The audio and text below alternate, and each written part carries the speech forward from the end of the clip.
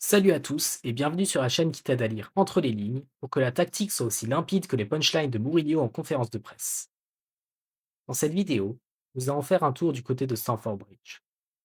Même si ce n'est pas la bataille éponyme qui a donné son nom au stade, Stamford Bridge a été le théâtre des plus âpres combats de Chelsea. Des joutes féroces face aux plus grands d'Europe, entraînant passion, déception et frustration jusqu'à la consécration en 2012 et en 2021. Pourtant, les Blues sont à la peine depuis leur rachat par Todd Boehly en 2022 et enchaînent des saisons mitigées, voire décevantes. Mais cet été, l'espoir renaît chez leurs supporters, après le titre de leur équipe à la Coupe du Monde des clubs. Une question subsiste cependant. Maresca et Palmer peuvent-ils, grâce à leur hargne et à leur génie, conduire les Blues à nouveau au firmament? Élément de réponse dans cette vidéo.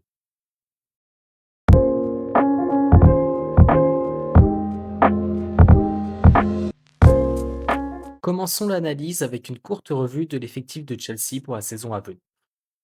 Comme à leur habitude depuis leur rachat par Blueco en 2022, les Blues n'ont pas chômé pendant le mercato, enregistrant de nombreuses arrivées, dont les principales sont celles de Joao Pedro, Jamie Gittens, Jorel Hato, Liam Delap et Estevao, en attendant les probables venues de Xavi Simons et Alejandro Garnacho.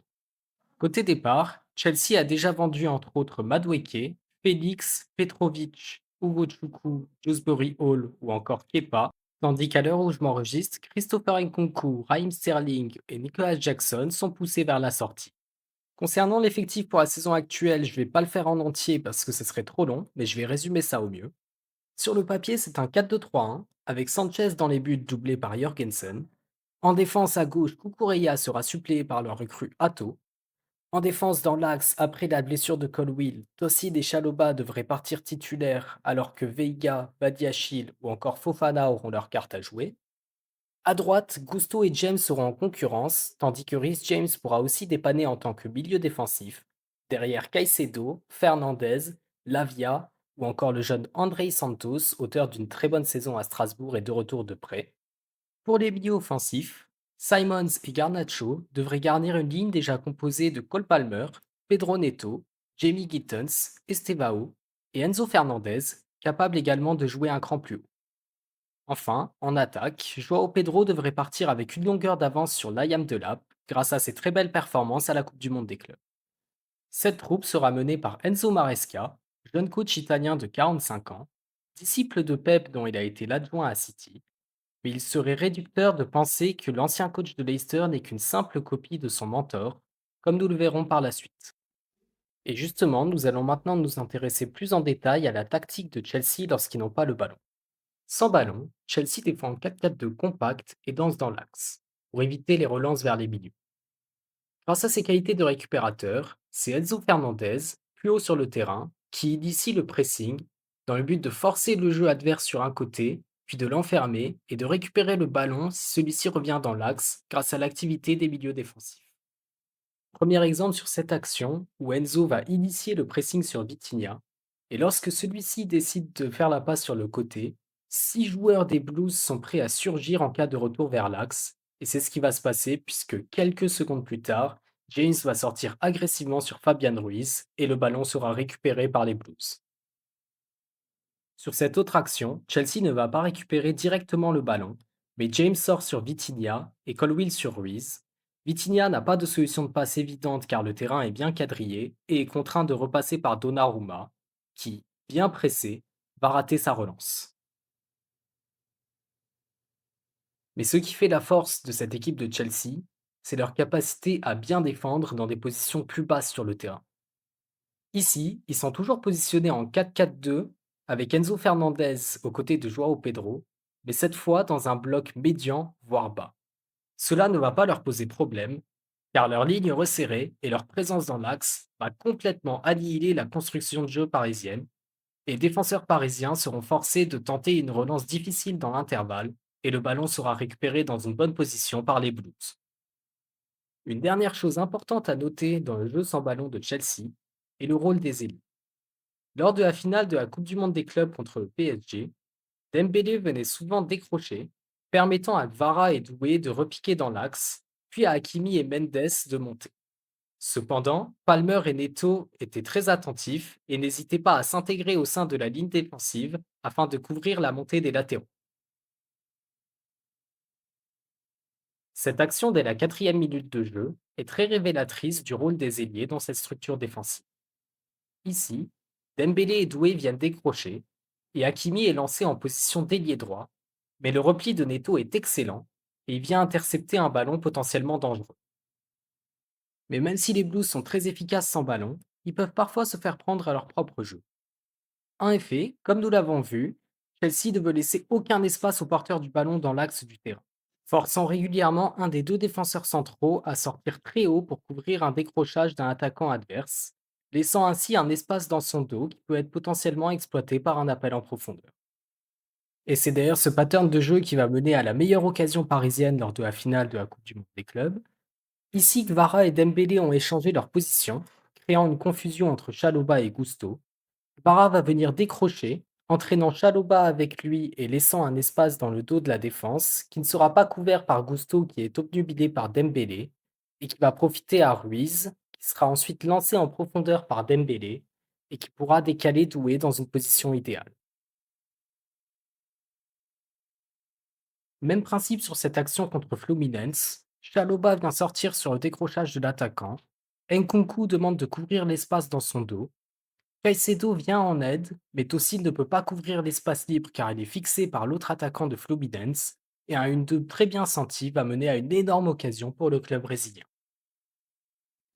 Concentrons-nous désormais sur le jeu de Chelsea avec le ballon. Sur jeu placé, Chelsea construit en 3-4-3 losange, avec Cucurella qui vient jouer le rôle de troisième central, et l'ailier droit qui vient repiquer dans l'axe afin de laisser le champ libre à son latéral dans le couloir. L'intérêt de cette structure est de créer une supériorité numérique au milieu de terrain, tout en conservant une menace sur les côtés et une base défensive solide. Le troisième but contre le PSG illustre d'ailleurs très bien cette double menace axiale et latérale. Ici, Gusto file dans le dos de Kvara qui est perdu et ne suit pas, et contraint donc Mendes à monter sur lui et à laisser le champ libre à Palmer balle au pied. Beraldo est obligé de monter sur Palmer et laisse un espace libre dans son dos, qui sera bien exploité par Pedro qui, bien lancé par Palmer, conclut d'un magnifique piqué. Pour créer de l'espace face à des blocs plus bas et plus regroupés, les milieux centraux n'hésitent pas à descendre sur le terrain afin de libérer de l'espace dans l'intervalle pour un décrochage de l'attaquant ou un appel dans la profondeur.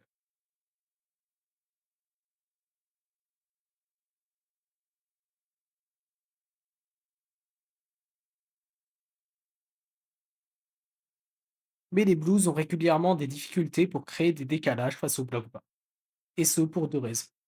La première concerne le jeu vers l'avant de leur milieu, et notamment Caicedo. En effet, dans le système de relance de Chelsea, Caicedo est positionné en simple pivot, un rôle crucial, puisqu'il doit être capable de résister à la pression adverse pour orienter le jeu de son équipe proprement.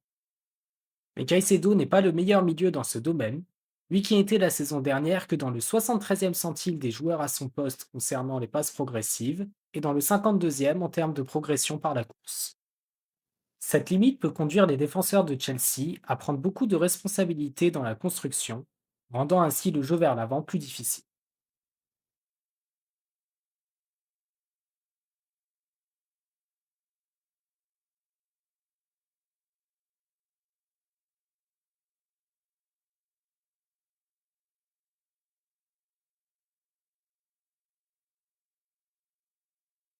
L'autre problème de l'équipe de l'Ouest de Londres face au bloc bas est le manque de percussion de leurs ailiers en 1 contre 1. En effet, ni Palmer, ni Neto, ni même Garnacho ne sont de véritables feux follets balle au pied, et aucun d'eux ne dépasse les 1,5 dribbles réussis par 90 minutes. Cela peut rendre leur jeu stérile face à des défenses bien organisées et bien regroupées, comme sur cette action où Pedro Neto a tout l'espace pour repiquer dans l'axe, mais il préfère déborder sur son pied fort là où deux joueurs l'attendent, et il vient s'empaler dans la défense. Les jeunes recrues Gittens et Estevao pourront bien aider dans ce domaine, eux qui correspondent bien plus à ce profil de dribbleur en 1 contre 1, mais ils n'offrent encore aucune garantie au très haut niveau. Heureusement, Maresca a plus d'une corde à son arc. Et même lorsque son équipe est à la peine sur jeu placé, elle peut quand même être prolifique en attaque grâce à son redoutable jeu en transition. Dès la récupération, les joueurs de Chelsea se projettent en ombre vers l'avant pour occuper tous les couloirs de jeu, à la manière d'une contre-attaque au basket, afin de se créer une occasion rapidement avant que la défense adverse n'ait eu le temps de se replacer. L'exemple parfait étant leur deuxième but contre Fluminense, où les joueurs brésiliens s'étaient montrés dangereux proches du but, forçant 7 joueurs de Chelsea à rester dans la surface de réparation. Pourtant, à peine 13 secondes plus tard, c'est un 4 contre 2 en faveur des Blues qui va conduire au deuxième but de Joao Pedro.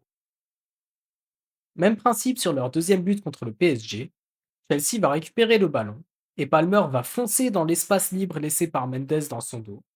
Trois de ses coéquipiers vont le suivre afin d'occuper les autres couloirs de jeu et Palmer va se servir de leur course pour finir tranquillement son action. Enfin, même lorsqu'ils sont bien pressés, les Blues peuvent compter sur une arme redoutable, à savoir le jeu au pied de leur gardien Robert Sanchez, un des meilleurs au monde dans ce domaine. Ici, Dembélé vient le presser agressivement, mais Sanchez n'en a cure, et il peut quand même envoyer un missile téléguidé vers Malo Gusto, qui vient déposer Mendes. CTRL-C, CTRL-V sur leur ouverture du score contre le PSG, sauf que cette fois Malo Gusto va mieux négocier l'action, et servir Palmer qui va finir d'une frappe du gauche pleine de sang-froid. Maintenant qu'on a dit tout ça, qu'attendre de Chelsea? Ces Blues version 2025-2026 présentent un effectif certes hyper talentueux et très enthousiasmant, mais aussi limité sur certains postes et en termes d'expérience, ce qui pourrait leur jouer de mauvais tours contre les meilleures écuries anglaises et européennes. C'est donc pour toutes ces raisons que je les vois finir la saison troisième de Première Ligue, quart de finaliste en Ligue des Champions et vainqueur de la FA Cup, ce qui constituerait déjà une saison réussie et une belle promesse pour la suite. Et toi, qu'en penses-tu? Crois-tu que Palmer et sa bande peuvent choquer l'Europe cette saison? Ou au contraire qu'ils vont totalement flop? N'hésite pas à me le dire en commentaire. Pendant ce temps-là, moi je te dis à la prochaine pour une nouvelle vidéo. Peace out.